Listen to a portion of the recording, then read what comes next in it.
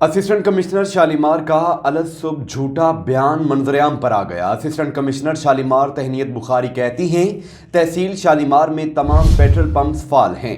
D C Lahore official group میں assistant commissioner Shalimar کی حمایت میں جھوٹی تحریر جاری۔ تحصیل شالیمار کے 85% پیٹرول پمپ پر پیٹرول کی قلت ہے، جبکہ اسسٹنٹ کمشنر شالیمار نے آفس پہنچنے سے قبل ہی جھوٹا بیان جاری کر دیا۔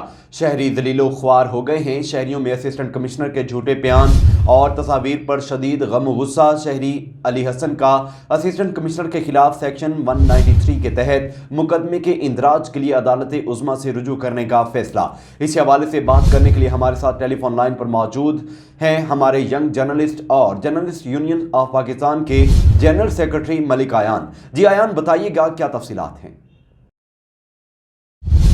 جی بالکل، پیٹرولیم ڈیلرز کی ہڑتال کے بعد پیٹرول کی قلت کا سامنا شہریوں کو کرنا پڑا ہے، جس کے بعد شہری ذلیل و خوار ہو کے رہ گئے ہیں۔ لیکن اسسٹنٹ کمشنر شالیمار تہنیت بخاری کی جانب سے الصبح ایک بیان جاری کیا گیا، جس میں واضح طور پر لکھا گیا تھا کہ تحصیل شالیمار کے علاقے میں تمام تر پیٹرول پمپس وہ فعال ہیں، جو کہ ایک بالکل من گھڑت اور جھوٹا بیان تھا۔ اسسٹنٹ کمشنر کی جانب سے کوئی پیٹرول پمپ فعال نہیں تھا۔ 85 سے 90% پیٹرول پمپ تحصیل شالیمار کے ایسے ہیں جہاں پہ پیٹرول کی دستیابی ہی نہیں ہے۔ رکاوٹیں لگا کے پیٹرول پمپ پر پہنچنے کی اجازت ہی نہیں دی جا رہی سیکیورٹی گارڈز کی جانب سے شہریوں کو۔